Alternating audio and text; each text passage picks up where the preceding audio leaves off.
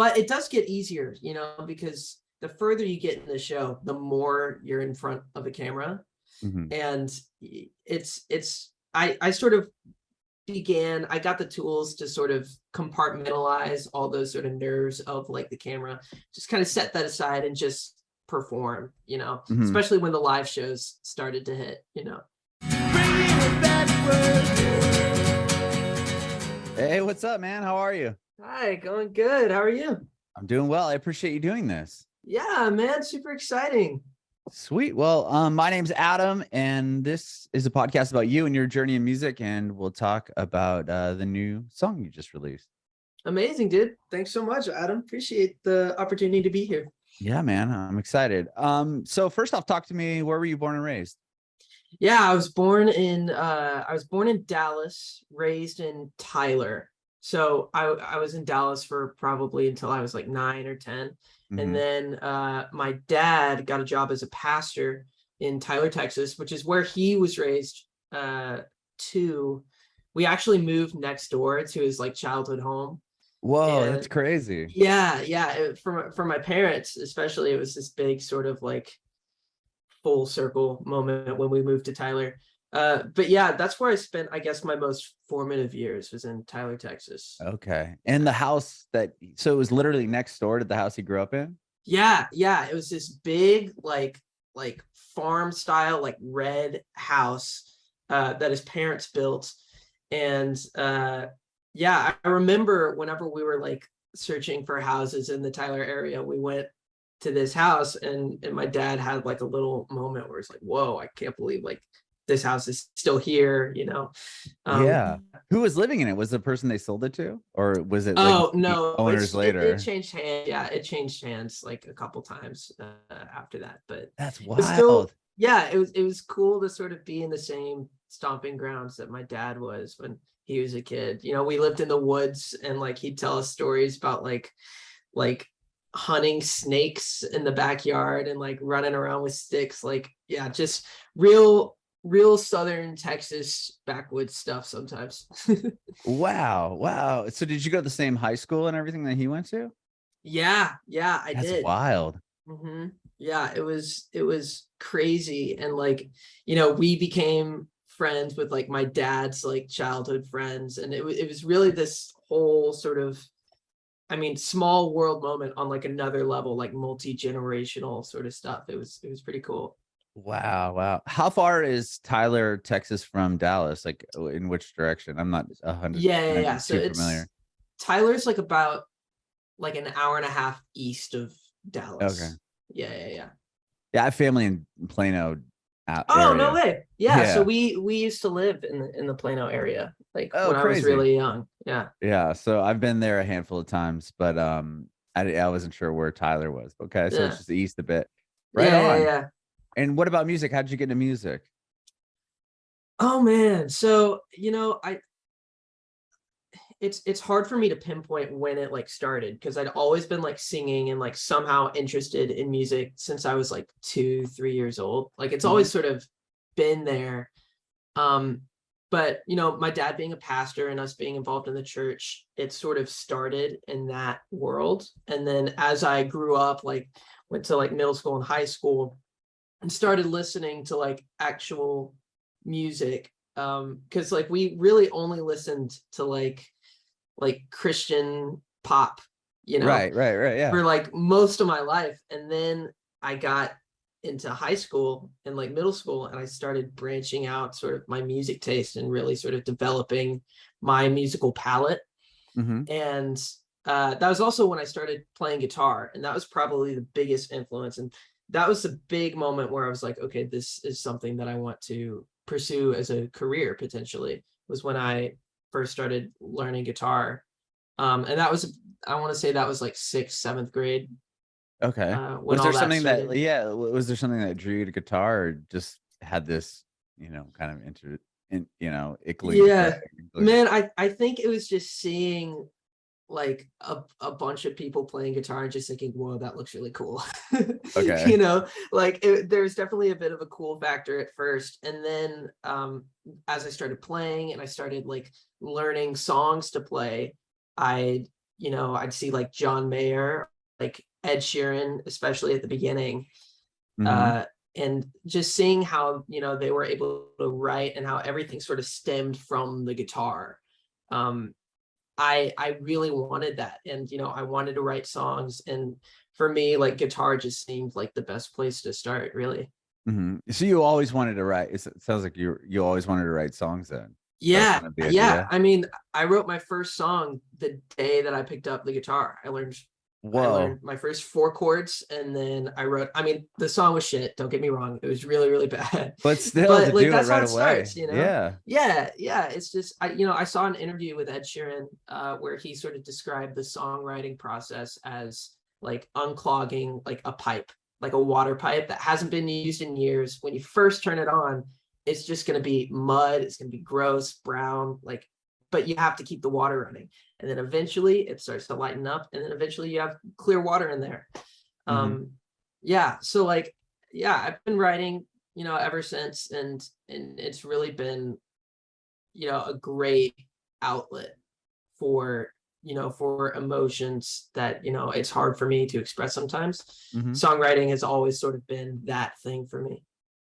Wow. So once you start writing songs, you're in 6th, 7th grade. Like, do you show anyone? Like, at what point do you get the courage to show people your songs?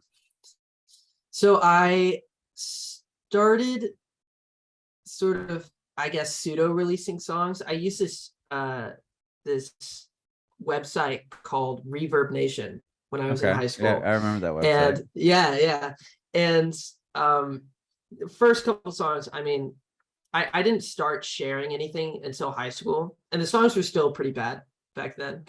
But yeah, I put it out, and it was really when like I got my heart broke for the first time, when Mhm. I started like actually writing like real songs about like actual life, because I'd sort of experienced a small amount by that point. Right. You probably hadn't lived much, up to Right. that point. No, yeah, exactly. Yeah, Okay. yeah. And so, you know, I started writing these like super sappy heartbreak songs, and then like posting them on social media. And I remember like it became like a whole thing, because like in high school, you know, I'd bring my guitar to school. I'd like play in the hallways whenever I had downtime.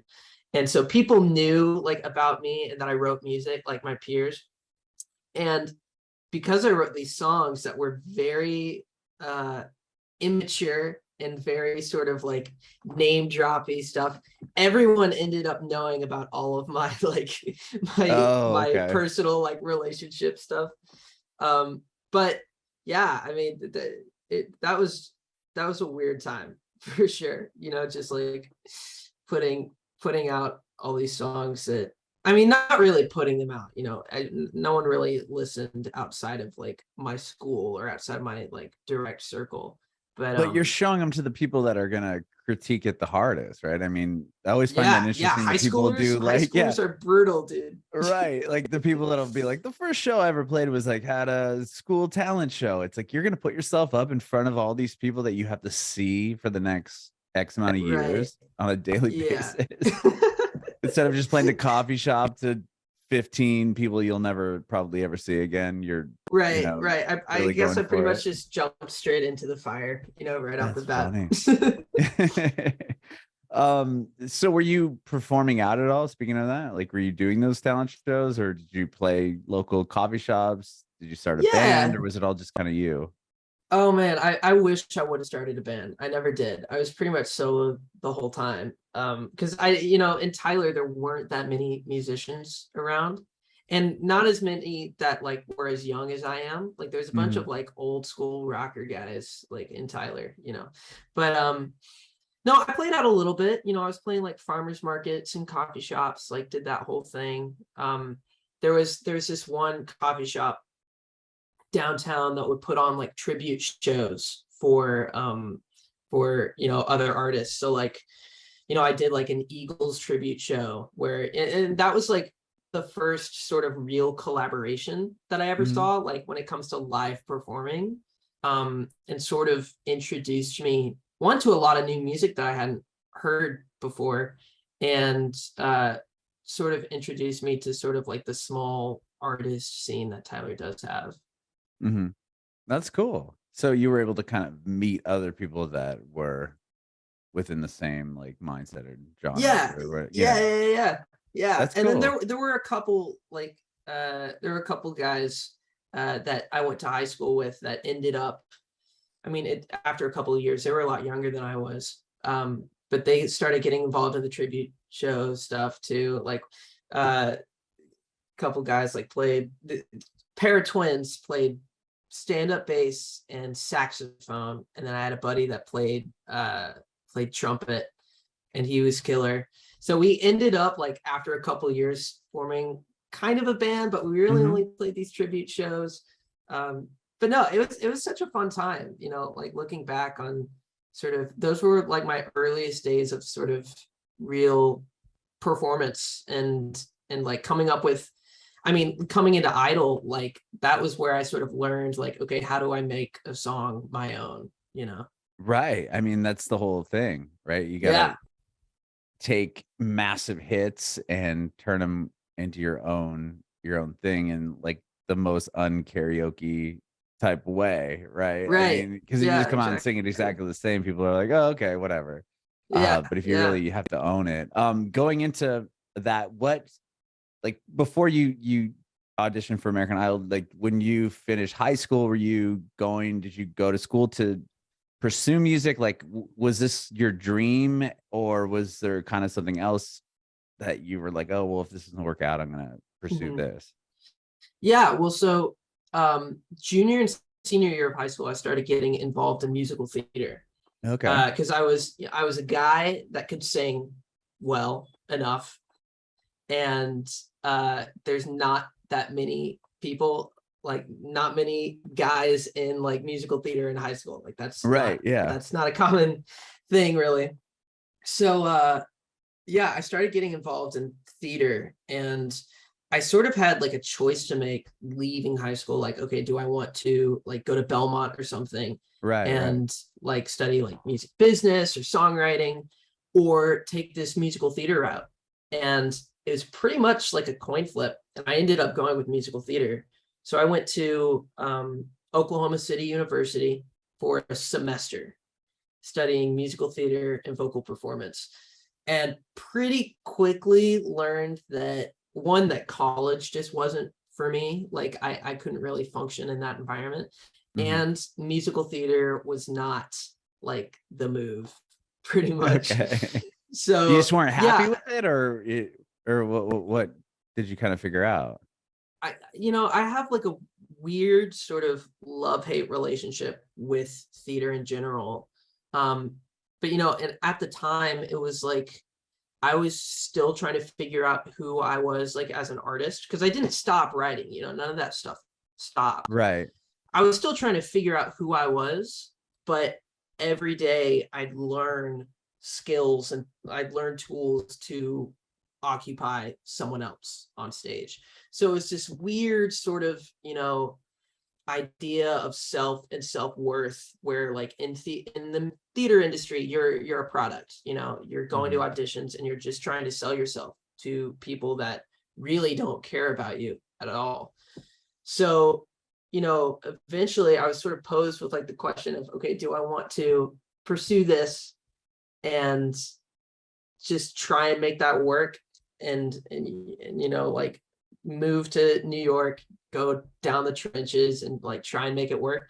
Or do I want to put music out that is truly authentic, and there's no sort of veneer like in front of that, like. And I ended up leaving Oklahoma City after a semester of being there. Yeah, so it's, and I'm not like, I feel like at some point it would be cool to sort of revisit that like part of music, but for now, it's just, I need to figure out who I am. I need to figure out Right. what the music that I want to make before I can stand to, I don't know, pretend. Yeah. So you move back home to Tyler at this point? Yeah, I Okay. I moved back in with my parents, which was super weird. That was like you know, I ended up leaving not just for that, but you know, I struggled with a lot of mental health issues too. Mhm. And so coming back, moving back in with my parents, going back to church, it was a really just sort of toxic environment for me for a really sort of volatile point in my life. Um, and it was, Moving yeah, back home was the toxic place, or leaving or the yeah, college was? moving Oh, back okay. home and going back and like, you know, meeting again, like all these people that were saying, you know, you're going to go places, you're going to, you know, you're going to make it, all this great stuff is going to happen for you. And then quitting after a semester, you know, I I'd get in my head a bunch about like, you know, what are people thinking, you know, and whenever I Mhm. go to church, people would be like, so I heard that you dropped out of college because you were depressed. I was like, oh, Well, that's a that's not nosy. really, Yeah, yeah. yeah, like Wow, that's that's sort of, a bold that's like statement to make. yeah, I mean, that's like the aspect of being like a pastor's kid, you know, like your life is now everyone else's in that community. And so like, And that gives them the right to just spout out stuff like that to you. yeah, That's it's wild. tough, dude. It's tough I and it's can't wild. imagine that. Yeah. Yeah. Yeah. So that the first like couple of years that I was back, it took a lot of sort of reevaluating like my relationships and my relationship with like the church and with my family and sort of my own like priorities, so that I could get my mental stuff handled so that I can like actually take steps forward now. Mhm. Yeah. And so you once you kind of get a grasp on some of that, do you like are you living at home when you auditioned for American Idol, or where were you living at Yeah. that point? Or did you move at okay. So I moved out at one point. I was in like this tiny little apartment with one of my brothers, and it was after COVID. So I was gonna try and move to New York, and then COVID hit, and then it was like, Oh, okay, well okay. that's not happening. Sure. So you know, I was still with my parents, and then COVID started lightening up a little bit, and then we moved to this little apartment. Um, and we were there for about a year. Um, and then there was some lease stuff that happened. I can't remember what, but I ended up back at my parents. And then that was the year that that the Idol audition happened. Okay. Did you just go like I'm always curious to hear the stories that people have. I've interviewed a handful of people that were on American Idol Hmm. throughout the years, and everyone has kind of a different story of how they were able to, you know, make it on. Like, were you waiting in the line all day, or did they like reach out to you on social media, or like what was your experience? Yeah. So I don't actually think they do like the lines anymore. So since Oh, COVID I guess because happened, COVID, huh? yeah, so they've transitioned like totally to Zoom for those first like big cattle calls. Okay. I knew a lot of people that had gotten reached out to like through like Yeah, other like casting DMs people. and stuff. Yeah, Yeah, yeah. I never got a single one of those. No one knew yeah. who I was, dude. Nobody. No, I was talking with my aunt, and she lives in Italy now. She married an Italian, is over there, but she comes to the States every once in a while. Uh-huh. So I hadn't seen her in years, and she's like my number one like supporter. And we had just sort of this heart to heart of like, you know, I got another job. I was working the security desk job, and she was like, well, listen, Fritz, you're 22. You don't have to pay rent. You don't have like a wife or a girlfriend or a kid. You don't have anything holding you down right now. So if you're gonna make something happen, why not do something now and just Mhm. fully commit to it? Make a couple mistakes if that's what happens, you know, but just try something. And after that conversation, I saw an ad for the American Idol auditions on Instagram, and I was just kind of like, okay, well, we'll give it a shot. Yeah, so I Wow. auditioned just in the cattle calls with everyone else, which was honestly, I like. it it wasn't that it wasn't that bad because I was at home. I was like in my room, just kind of waiting. I Like mean, you it's just just wait like around? this. Yeah, yeah. Yeah, Were you just yeah. You waiting just for your wait. chance? Pretty much, yeah. So like you sign up and uh you do your first sort of audition, and then I think there's like 3 or 4 rounds of like producer auditions Yeah, where they before you get see to you. sure. Yeah, yeah. And then yeah, I sang my last song, and one of the producers let me know like within, I want to say like 20-30 minutes after I sang, that I'd be auditioning for the judges in Austin. Wow. So did you go out to Austin then and it's in person? You get to Yeah, be there. What was that must have been so much different than singing to a yeah. producer like this. Oh man, it was wild. I went up there with my dad. I was really glad that he was able to be there. He was really helpful. I do this thing where every time I travel, I forget at least one really important thing. And this time it was pants. Like I didn't bring like nice pants to wear. I just had a bunch of sweatpants. So I was like, Dad, we need to go to the mall or something. So like at 8 o'clock at night, like he drove me to the mall. We got like a pair of dress pants or whatever. But That's no, funny. it was a trip because I'd watched the show, like especially when I was a kid, like Right.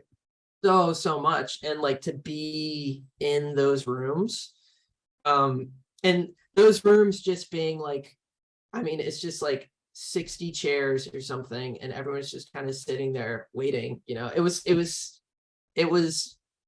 I don't know, it was amazing. Like that first audition was really, really super special, and being able to meet so many of the other people that audition, who like people don't see, because they Mm-hmm. don't air everyone that auditions on the show. No, for So, sure.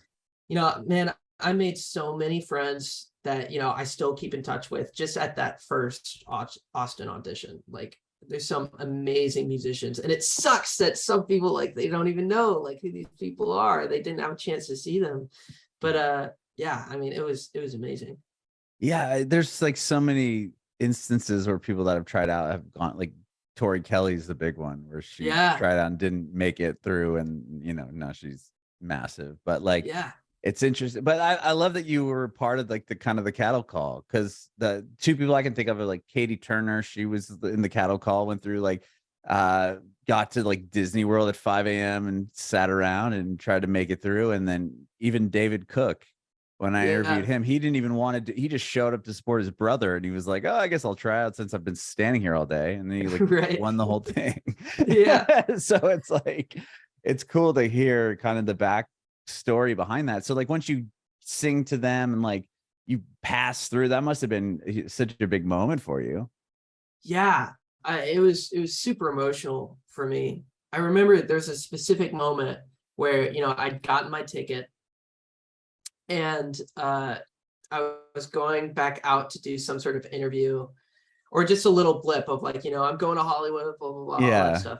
Show your And ticket. then, yeah. And then the producer behind the camera just said, Fritz, look at your ticket. And I was like, okay. And he said, like, just look at it. What are you feeling? And I remember I just saw like my reflection in the ticket, and I just started like crying. I was like, oh my God, like this dude, these producers know exactly how to push your buttons, dude. Like exactly how to just get the floodgates going. So it was, yeah, that was when it really sort of hit that like, oh my gosh, this might happen for me. And I was super excited to go to Hollywood Week too, because like that was, even though it's on TV, it always looks super stressful. It was Uh-huh. always my favorite part of the show. Was like the duet rounds and all that stuff.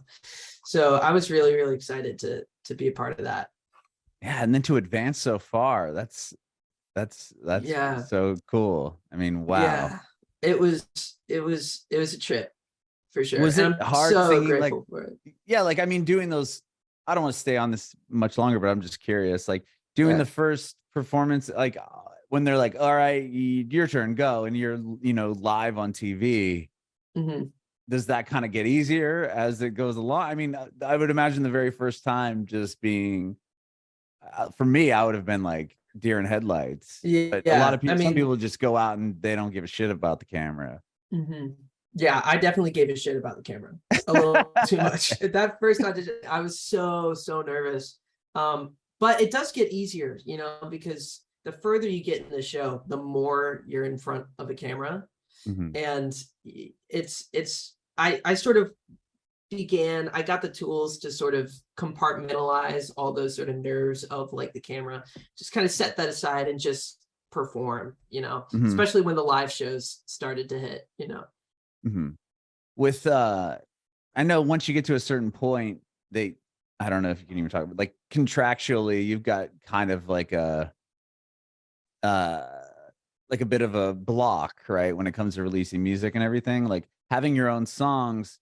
Didn't you release stuff before you're on the show, or like during the show, or something like that, right? So like, were you able to get around that? so there so I think, you know, I went through the contracts with my dad.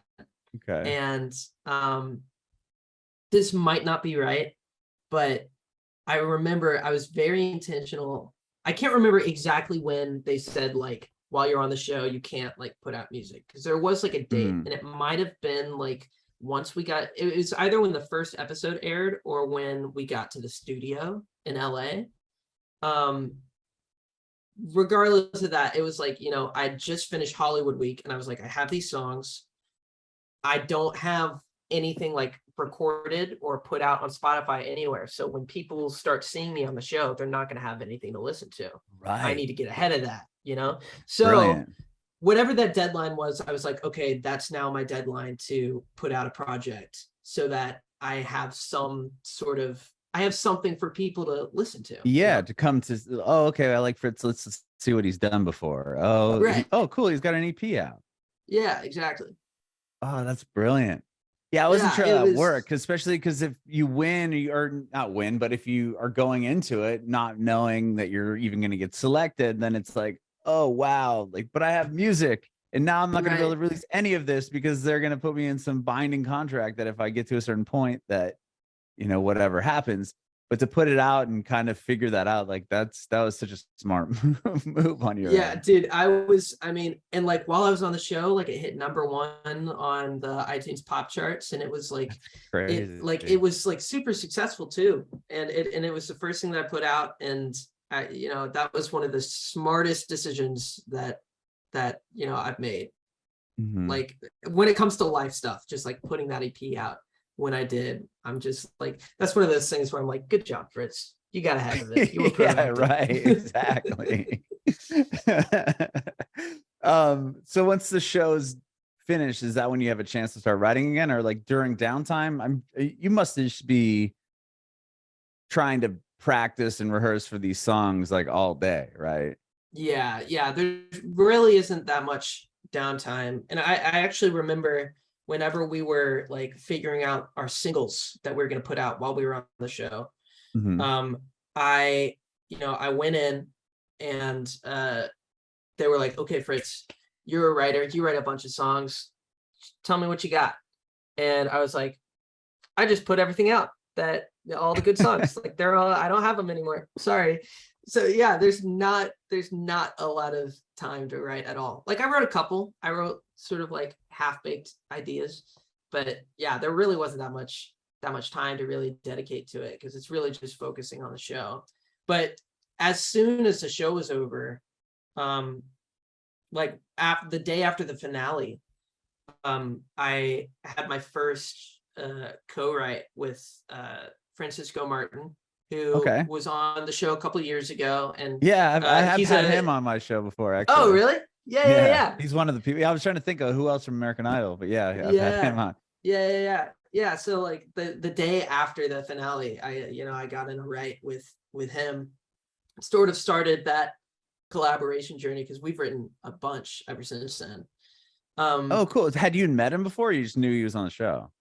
No, I never met him before, but he wrote Hearts Align, which was my Idol single. Yes. Yeah. Okay. And so whenever I was recording it, I wasn't allowed to know who wrote it, because apparently it was like a fairness thing or something.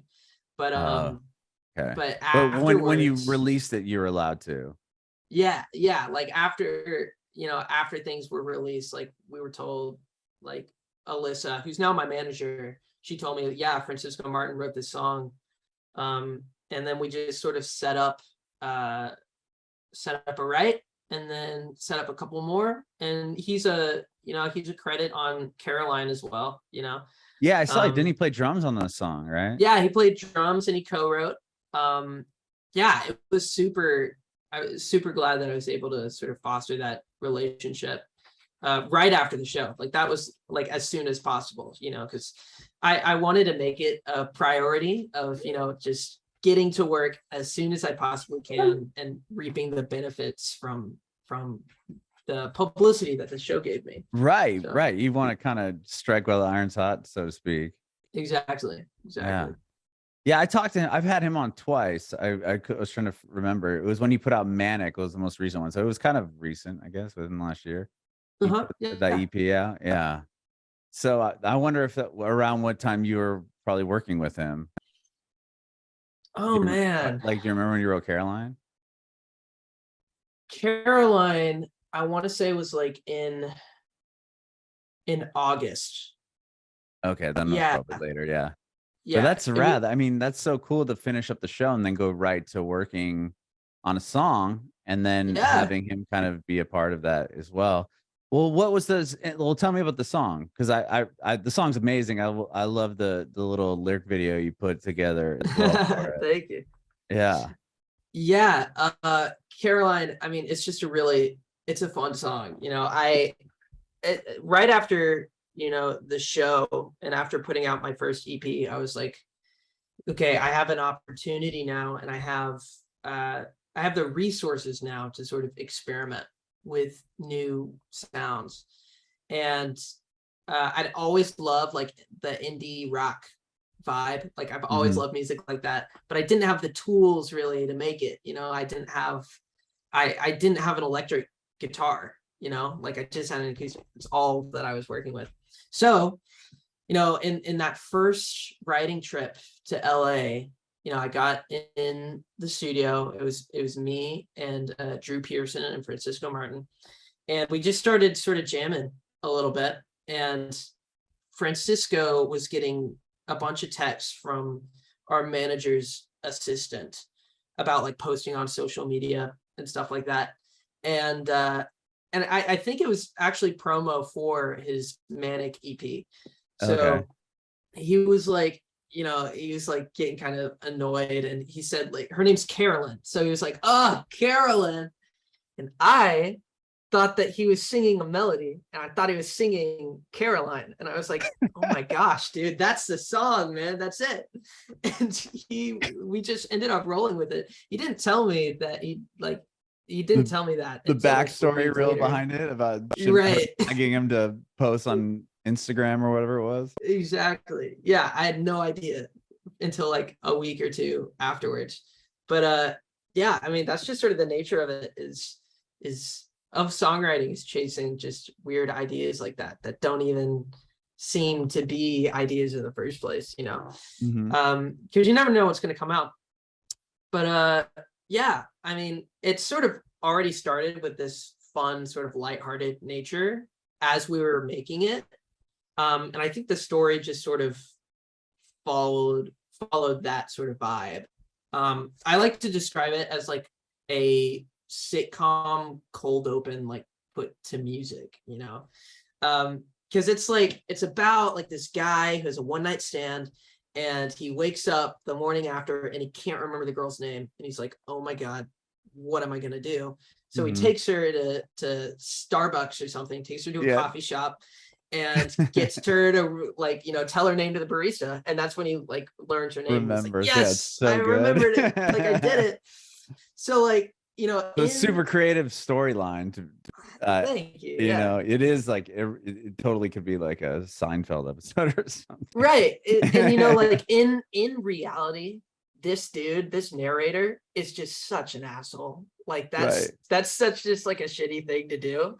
But if you frame it a certain way, and if you tell it from a certain perspective, and you put the right music behind it, like you can make it about anything. You can make it feel any type of way. And I've been really enjoying like finding the balance between like comedy and like tragedy, you know. And so Mhm. for each song that I'm writing for this next project, I'm sort of like adjusting that balance between the two. I love it. It's a great song, and this is the first one you've released, right? That's just aside from the EP, like after Mhm. American Idol, and the one that wasn't the song that they give you, kind of the Right. single that you get to play or whatever. So this is Yeah. your first one. So is this kind of like gonna set what the next, like, this project is gonna look like, or do you have the songs done like from here on out?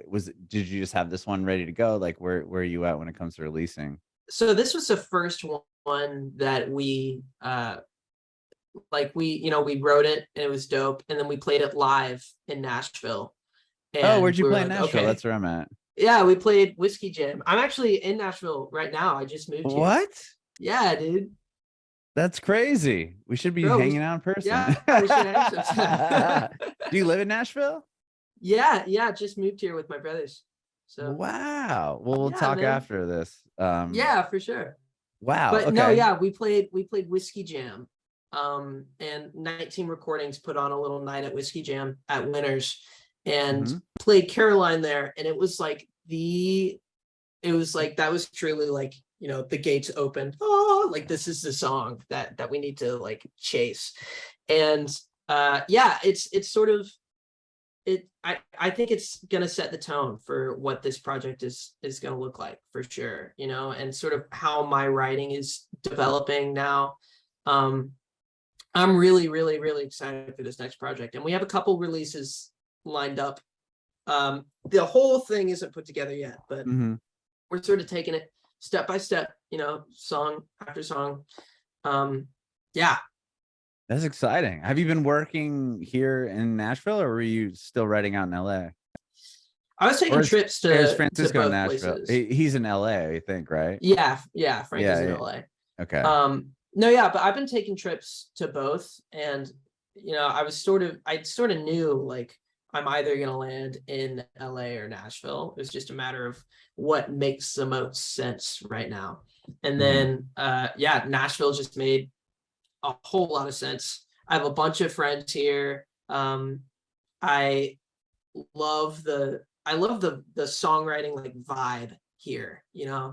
because like in LA you'll go to a write that starts at like 10 p.m, and go until like 4 in the morning. You're like, oh, but here like people treat it like a 9 to 5, which for Right. me like it's just like really refreshing to be able to just get in, eat lunch, get out, eat dinner, just like a normal sort of day. Sure, sure. I Yeah. love. Yeah, I think you made a wise decision. I'm from San Diego, so I know LA really well. Like, it's funny Oh because I yeah. I moved here.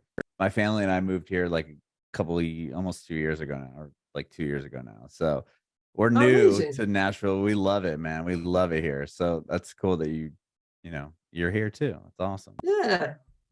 Very, very cool. Well, thank you so much for doing this, man. I appreciate it. Yeah, dude. I mean, I always down to to come on here. Super, super fun, man. Awesome. I have one more question. I want to know if you have any advice for aspiring artists. Yeah. Oh man. I would say right now, and because this is sort of what my focus has been recently, um, social media. Just figure it out. Like it can be really, really tough to stay present on like TikTok and Instagram and all those things.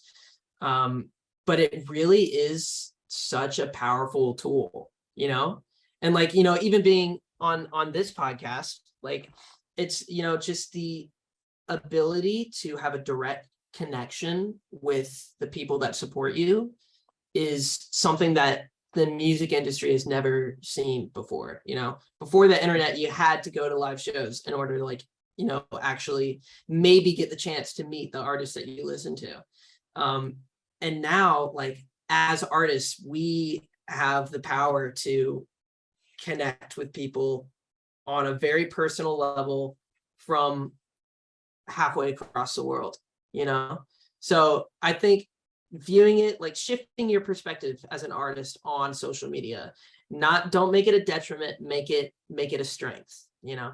That'd be my one piece of advice right now.